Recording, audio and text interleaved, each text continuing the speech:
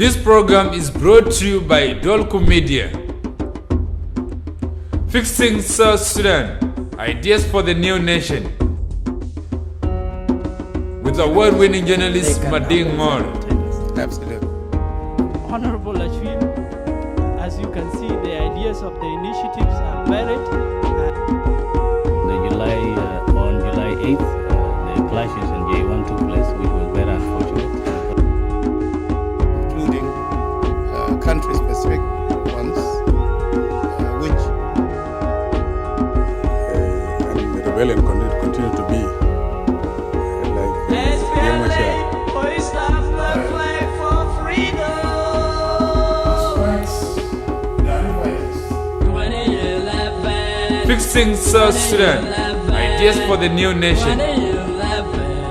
Hello and welcome to Fixing South Sudan, your ideas for building the new nation. I am Adingor. This week on Fixing South Sudan, the nation remembers the sacrifices of the SPLA heroes on the occasion of the 35th anniversary of the founding of the Sudan People's Liberation Army movement on May 16, 1983 in Bona. In this special series, we focus on some of the stories and experiences of the men and women of the SPLA liberation struggle who fought gallantly on the battlefields of Southern Sudan to bring us the Republic of South Sudan on July 9, 2011. One of those is General Bona, a politician and a veteran of the Ananya War, and one of the leading commanders of the SPLA Revolutionary War from 1983 to 2005. It's our pleasure to welcome him to this program. Welcome to the show. Welcome. How are you? I'm quite well. So when we talk about the struggle, you started with the Ananya War. So why don't we start there? How did you become part of the struggle that would eventually liberate South Sudan? I started in Ananya 1. That was 1964. When we were in 4-year intermediate. And I'm team, I was being trained by Israelis in 1970, 71. And then from there, we came back and we were deployed. We went to Bargadan. I started my operation in a place called Kwarjana. And I went to Pagon. And it was announced that there was ceasefire. That was in Anyanyawa. That was 1972, in March. Then we were observed in the Sudanese army. I was observed as first lieutenant with my colleagues, like Bill O'Brien,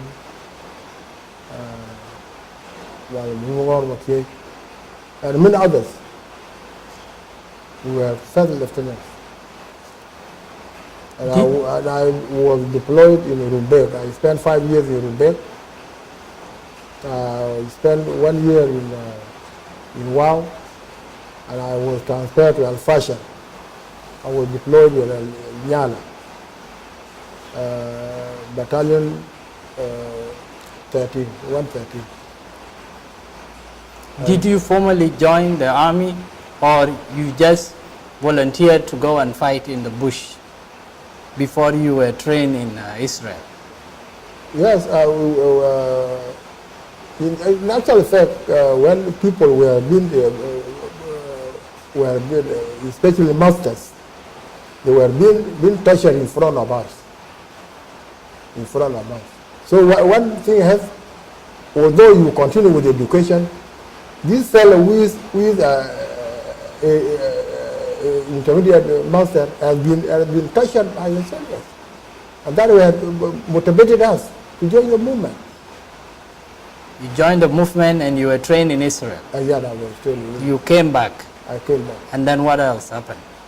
When I came back, I came and started fighting in Kwarjana, as I stated, and then Pagol, and then the agreement was signed. Then now let's connect with the SPLA. the SPLA, it was something being organized by the former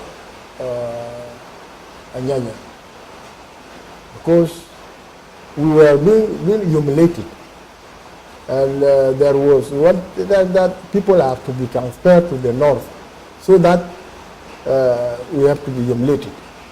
So we resist. So it was thought that it is better that officers are to be transferred away from their units. And then one of the battalion who was supposed to be transferred to the north, we refused. So when they got that we were obstacles, we the officers, they tried to fake us, certain officers who are very active. They have to be transferred away. So one of the people who was being transferred to Al-Fasher. And others were transferred to northern Sudan, and was a part of eastern Sudan. Somewhere in Sudan, I was one who was transferred to. And alhamdulillah, I was very lucky enough. Agamlum, one of our brothers in the Sudanese army, transferred me to Nyala, where I can be comfortable. Nyala is the best area. So he was the one who transferred me, because he was the commander of the 7th division. Liwa Saba Al-Fasher. So that was he transferred to Nyala, and then from there I decided to defend. So when I was in WOW, where I was mobilizing the students, I told the students that we have surrendered. We didn't surrender. We were observed. But if you want war, let us go. So I was the one in WOW playing a role to live with the students. From there I was arrested 3 times. One of the officers who was an intelligence officer in the Sudanese army, called Ibrahim. He was my deputy in Al-Fasher when I was in Al-Fasher, in Nyala. And he was the one who brought us an intelligence officer in WOW. So he released me. You have to see one thing. Either you go to this or not. So when Kerbino started this, Tasha, I was in WOW. So I was trying to go and mobilize people in Rumbek, because I was known in Rumbek. Because that is the battalion. I have been there for 5 years. But unfortunately, they left. Did you know that there was going to be an insurrection led by Major Carbino Kwanyan Bol? In actual fact, what we have agreed in the Sudanese army, we were trying to make a coup in Tamantasha, Tamania, to make to be coincided with the word of Turi in 1955. But unfortunately, Kerbino started Yom Sutasha. So there was no way. Everyone has to mobilize people. When did you formally join the Sudan People's Liberation Army? Yeah. When did you formally join after the war broke out in Bor? In Bor. I left WOW on 31st May. On 31st May, 83. That was the same sequence, the same month. Salva left before me. He sent his children to me in WOW. He was in Malakal. And then from there, I knew that there was no need to wait. So I left. You left and you went where? I left and went to organize Ananya too.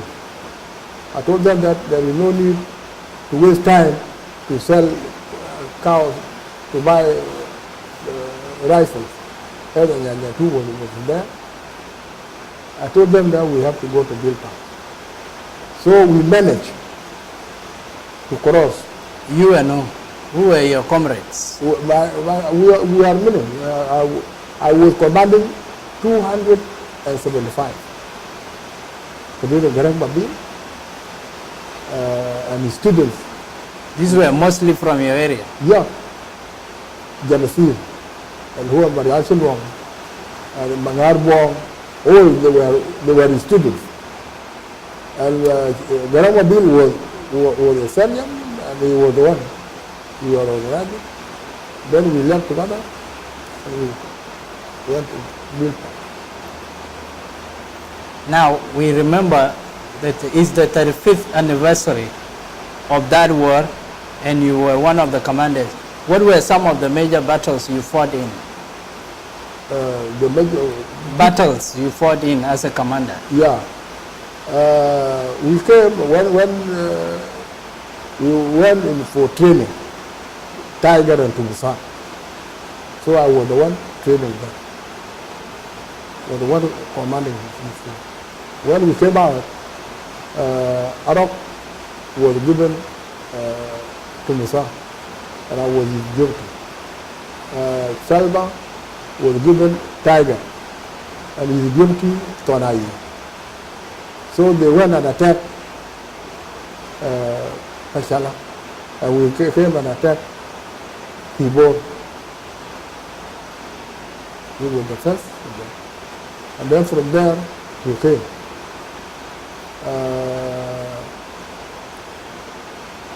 We were operating in these areas, and then we came up to Bona. Then some of the police, when they heard that we had come, some of the police, they go down. They did not allow Makwende was the police, or around the man was there. So, and then we dispatched forces to come and ambush in Mar, in a certain place called Mar, in Jamja. We destroyed the two boats. And then there were many people who were resisting. So it was decided that we have got no ration to feed them. So they were sent to go. Let them go back to go. So that gave a vision to the population. We are not against everybody, although from Somali as well. It gave us the image. With the other people, we are fighting for the justice war. There are many people who were not there during the struggle, and now they are beneficiaries of the independence that has brought the Republic of South Sudan. How tough was the war of liberation? In actual fact, when you are fighting, it is not you to come and benefit, but people have to be respected, and this is the most important. And this is the most important, because we are liberated. We are liberated, and they should have to thank us. Was it difficult fighting in the battlefront and seeing your comrades fall? Was it a testing experience for you? We did. And I found when Marmor was being commissioned, I was given. I was commanding the forces of Zendia, Rhino in Bo. When convoy was to come to reinforce Bo and to take was assigned to come and attack Bor and under the command of Daniel Lawin. Daniel Lawin. And then Shaq was graduated and he was given to Kwame Nyang from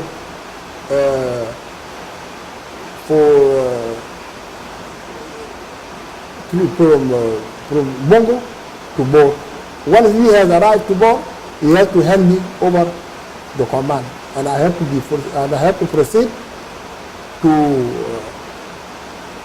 Lake General Command. Lake General Command was Tony Rumbe, but Yuru was annexed to Bor. But I asked them to give me Yuru because I'm sure 100% I'm going to capture Yuru. So on 19th December, Council of Tamanin, he approved. Dr. John. Dr. John. So I started selling urine. And then the forces of Tote were moving to northern Bargana. So they were on transit going. And the convoy was sent under Lajo to go and rescue those of Yuri. Unfortunately, they met in Barandam by Turkey. So they eliminated them. All cars were captured. Then some were running back to one of the commander was the one who ran back to Rumbe, leaving the soldiers. So, give me your experience on 9th July 2011. Our flag went up for the first time because of contributions of people like yourself. How did you feel about that day? I was very proud. Because the struggle of the Southerners started in 1955. That didn't happen. And we started in the Ananya. That agreement was not done, but we were not pleased. So in the SPLA, when we fought and we were given our right, we were very pleased. And the first time in our history, since the beginning of what we call the Southern Program, we have achieved something. But unfortunately, for the sake of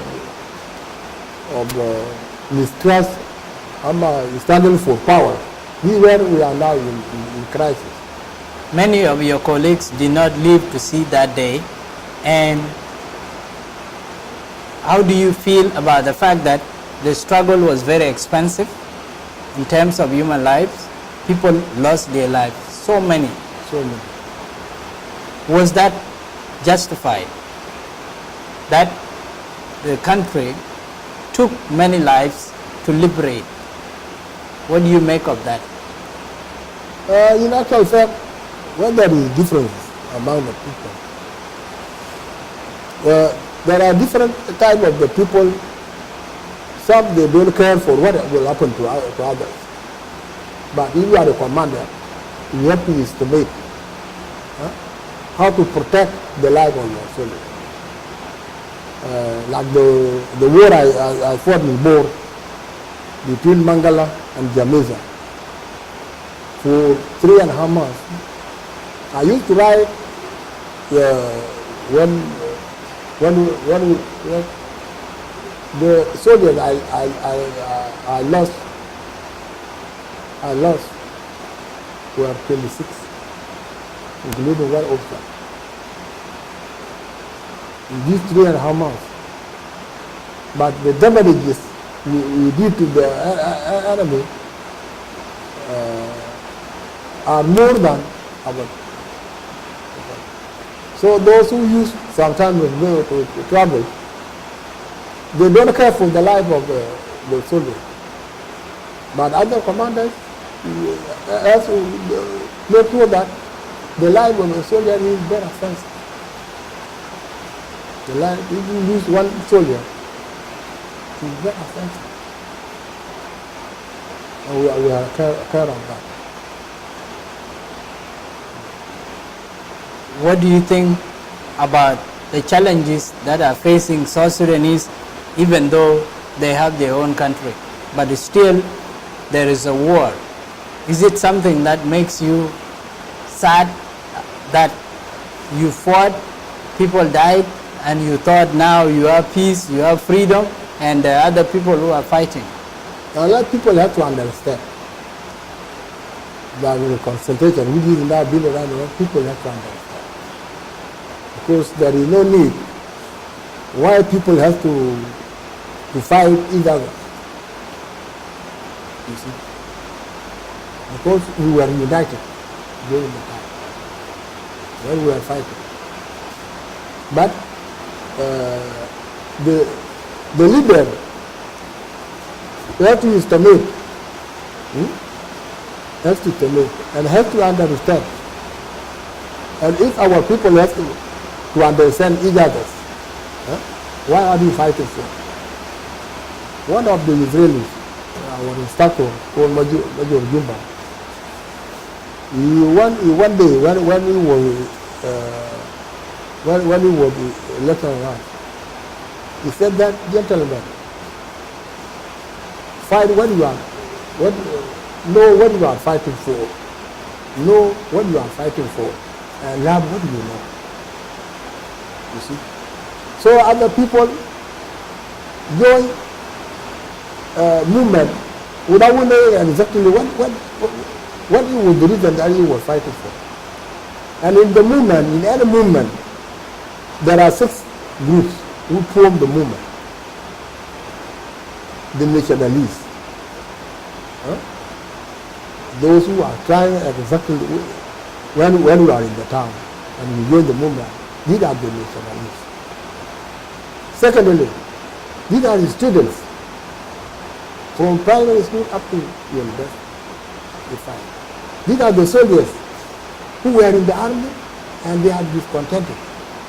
They have to fight. Another 5th are those who have been eradicated by the enemy. They have to join. Because they have been tortured, they have to join, but they have got no vision. The 3rd, there are criminals in the town, and they used to loot people. But when they see that the town has been defended by the army, they have to go and join the movement, so that you have to go and feed themselves. And these are thieves. The 6th are the murderers. The murderers, those who have killed people and they have been in prison. They have to join. They have to escape to join the movement. To join. Another are those whom their wealth has been eaten by the gorillas. He has to join them to protect his wealth, but he have got no vision. But 3 people, 3 groups, that is nationally, and then officials, and then ex-soldiers. There are many interest groups. And it has to say, in the army, those who have got no interest, no vision, if they are the majority of the movement is going to fail. The movement is going to fail. Group 4, Group 5, Group 6, with ABC, that if they are the majority, the movement is going to fail. Because some may surrender. We are speaking on the anniversary of the 35th year of the war. And what would you like South Sudanese to know about what you and your colleagues did? How important was it? I should advise my colleagues whom we fought together in the army to have to realize so that the young generation has to benefit. There is no need why we grow in war and then we end up and we are grow in war. Then there is no hope. It is the time to let our children have to benefit for our future. So I am advising my brothers, my colleagues, that they should have tried their level best to let our children live in peace. I want to advise my brothers who are in the mood, and we were together in the movement, to forget. It is not your position that you want to lose the life of millions of the people. For your position, you alone cannot. So I am advising my brother to be patient and let the young people to enjoy. This show is called Fixing South Sudan. Yeah. Can South Sudan be fixed? Is it possible to fix South Sudan to make it a better place for everyone? Yeah. We are very rich. And our resources, and some have not been discovered. And if we have to be patient, shall get. Yeah, today, if we are not careful, then we are going to lose our land. And other people, they have got their own interest to come and benefit from us. We have got oil, we have got gas, we have got everything, we have got cow. So the real problem is with understanding among ourselves. We don't understand. And we don't care what will happen. General Bona Bangdol, thanks for being in the program. Yeah. Thank you very much. Later.